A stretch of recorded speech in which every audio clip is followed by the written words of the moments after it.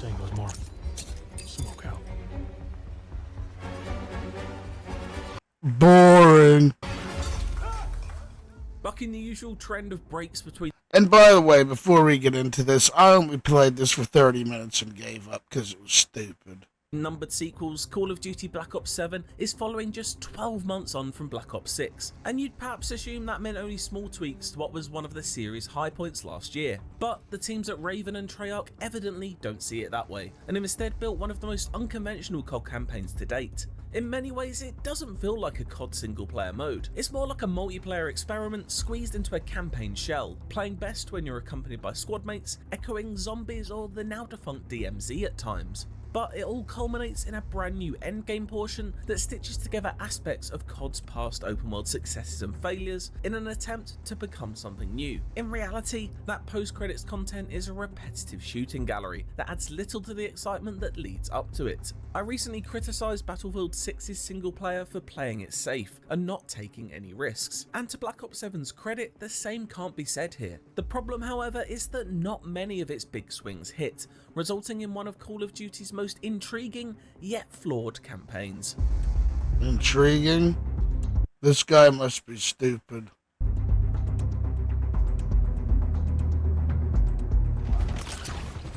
By Simon Cordy.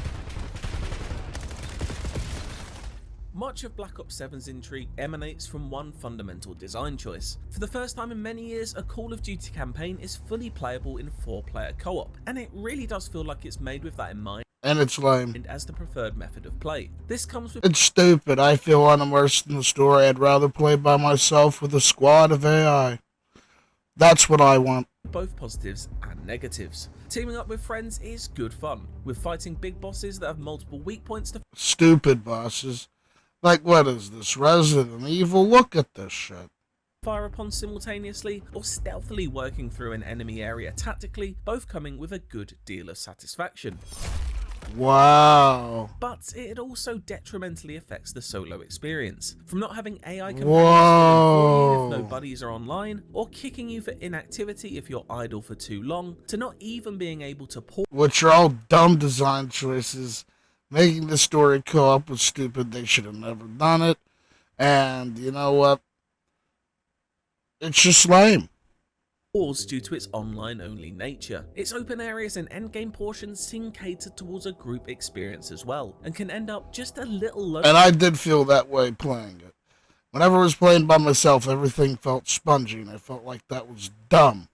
Only when zipping around by yourself. To an extent, it feels like Activision is finally admitting that most people come to its hallmark shooter for multiplayer fun, rather than the single-player story. I don't know about that, buddy. A lot of people still like to play the single player. I know that's what my plan was for this game, and well... story modes the series was founded on. There are also no difficulty options this time around, meaning that, in theory, it should And it's stupid. I like to play on easy so I can just get the story and then play the multiplayer. They took that away.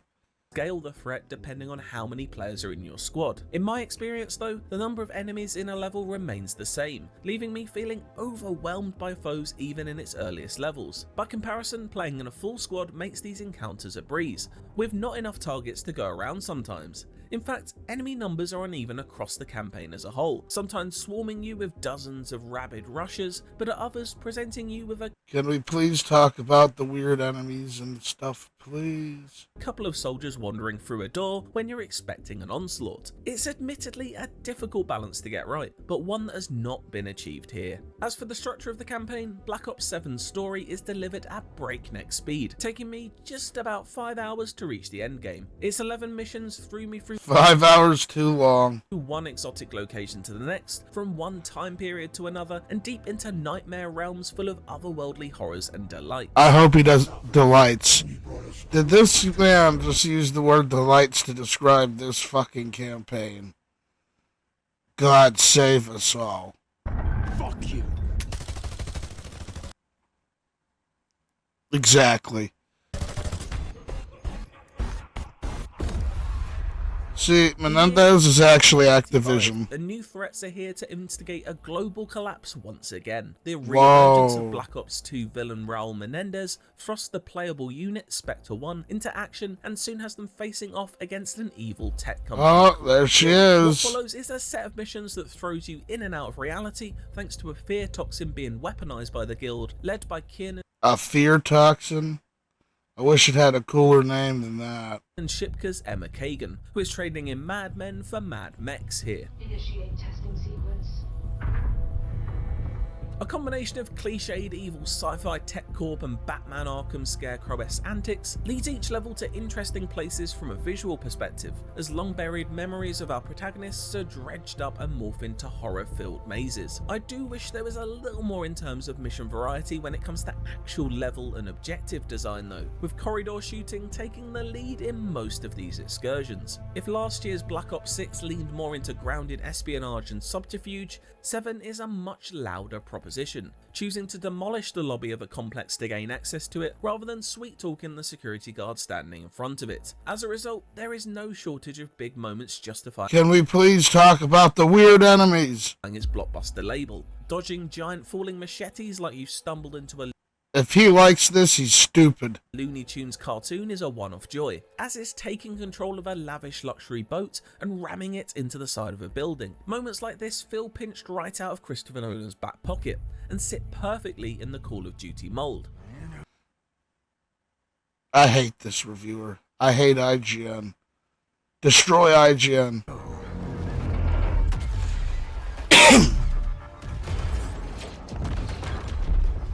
And that's just the opening of one of the standout missions, which takes place in Tokyo and has you dipping into its subway systems and leaping across rooftops. There's a great sense of forward momentum to levels Which I heard is the only, realistic cool mission. Everything else sucks. like this, and I'm a massive fan of them. I just wish the campaign were more like this Japanese chapter, as I'm not so keen on the ones taking place in the more open zone areas of the fictional city-state of Avalon, which struggle to bottle the same exciting energy. These typically have you moving across wider patches of its map in order to chase the next cluster of enemies to take down, and essentially serve as tutorials for its endgame.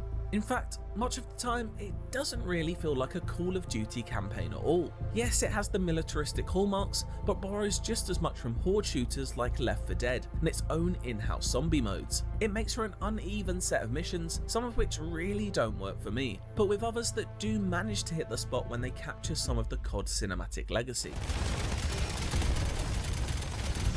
Look at them bullet sponges.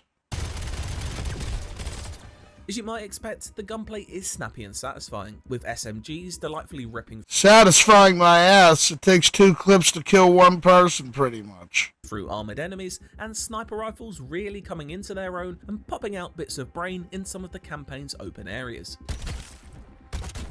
The firearms are supported by a fantastic selection of skills and gadgets too, with kill streaks making their way into single player, such as the joyously destructive War Machine, allowing for quick mob cleanups.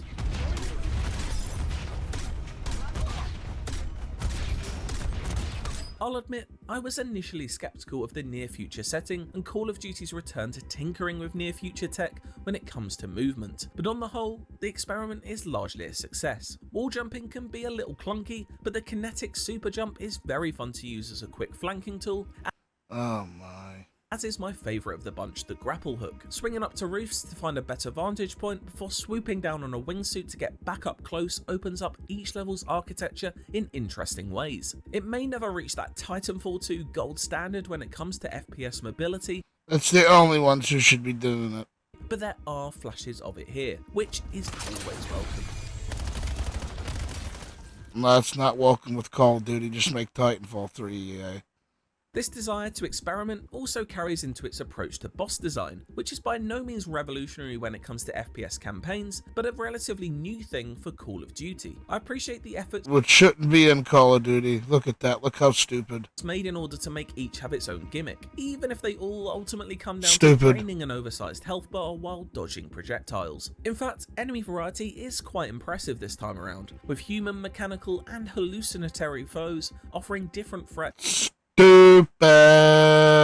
units that challenge you at all distances. Guild forces include a robot army, as well as traditional militia types such as the See, those are cool. machine-gun-wielding raiders, colossal armor soldiers and robots. and other NFL team adjacent units. Yes, most can be handled with some well-aimed assault What? rifle fire to the head, but there are more effective ways to deal with them if you choose to explore your arsenal. After the main story's credits have rolled, you're offered a chance Like, to dude, this experience isn't Epic, Call of which takes Duty at place in all. the open region of Avalon that's teased throughout. If you played Call of Duty's DMZ mode, then you'll have a rough idea of what to expect here. It's an extraction shooter, except it's not. You and up to 3 friends can team up and drop into this battle royale sized map and complete the activities that litter it with eye-soaring regularity. On every street corner are guild checkpoints or zombie infested buildings to clear. This is the only thing they wanted you to play. They didn't care about the story. This is what they wanted you to play. Out as you progress through its difficulty tiered regions in order to reach its final boss, located at the epicenter of the island's toxic smog. The catch? If your squad goes down, you lose all of your progress. That progress is mainly tied to your combat rating, a number that goes up the more killing and map icon clearing I like how they hid the Michael Rooker boss fight. Are we going to talk about that? you do, and it's therefore up to you to know when to call it quits on a certain run and extract from the map within a time limit. In theory, I like this idea and think there are the bones of an exciting mode here, something that could Get rid of IGN. capture the magic the likes of Helldivers 2 has done in recent times. But as is, it unfortunately gets a little tired a little too soon. Objectives are almost all exclusively go to this place and clear out the enemies here, which I understand is part of the fundamentals when it comes to shooters, but I would have appreciated a little more variety and something that mirrored the minor puzzle solving sections of the main campaign, or at least clever uses of the gadgetry it introduces. If you want All puzzles in a semblance of shooter, go interesting play level or Resident mission Evil. design is traded in upon entry here for a few hours of relatively mindless shooting in order to watch some numbers tick up. In some ways, it sits somewhere between the campaign missions and zombies in its design, but frustratingly borrows the least interesting aspects of both, neglecting the mission structure and mystery solving that each mode thrives on. It results in a reasonably enjoyable but not essential second serving to the campaign. And don't worry if the endgame doesn't sound like your cup of tea or even sounds a little daunting, the ferocity of its bullet sponge hordes It doesn't sound either. It sounds dumb. can get overwhelming in its latter stages, especially I mean, dude, in old Call of Duties, when has there ever been a free roam thing in a Call of Duty? Think about that. When have there been boss fights in a Call of Duty? It's never been part of its identity. Never should be. when heading in solo, the story does wrap up satisfyingly enough beforehand for it to not feel like you're missing out on an ending completely. Well, no need to rush things. I've got nowhere else to be. And you've got nowhere left to run.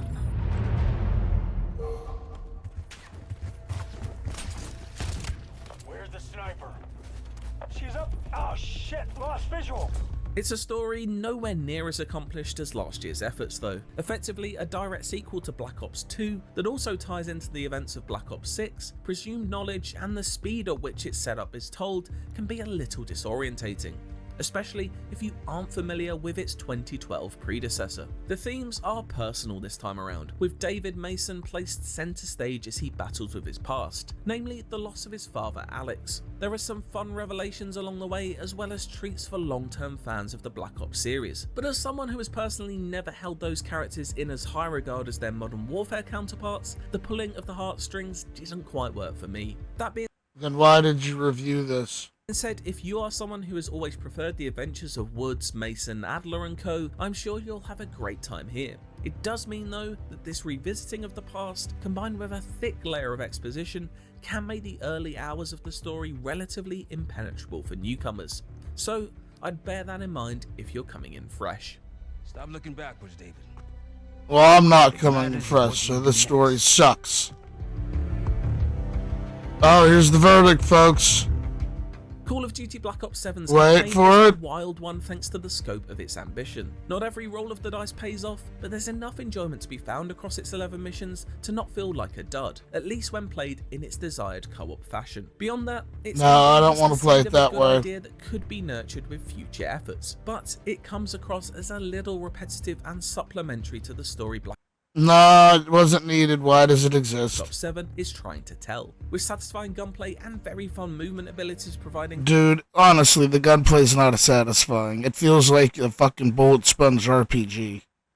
solid foundations. There's a reasonable mix of styles on show here, even if it doesn't fire on all cylinders 100% of the time. Despite being a step down from last year's exhilarating Black Ops 6 campaign, it certainly takes some big swings. They just don't always land. It's not bad, it's not good, it's simply okay. Now, what was IGN's review for Battlefield? Wasn't it a 5? Something like that? Pay to review. Remember, folks, let's have a look at something real quick. You know how you could tell this was a bad game from the beginning? Look what they took away from you. Okay? Look at this. Look at this. Bam! Oh my. Look, one more. Let's have one more look. Oh, look at this. Look what they took away from you. This was a bad game. Like and subscribe, folks. Like and subscribe.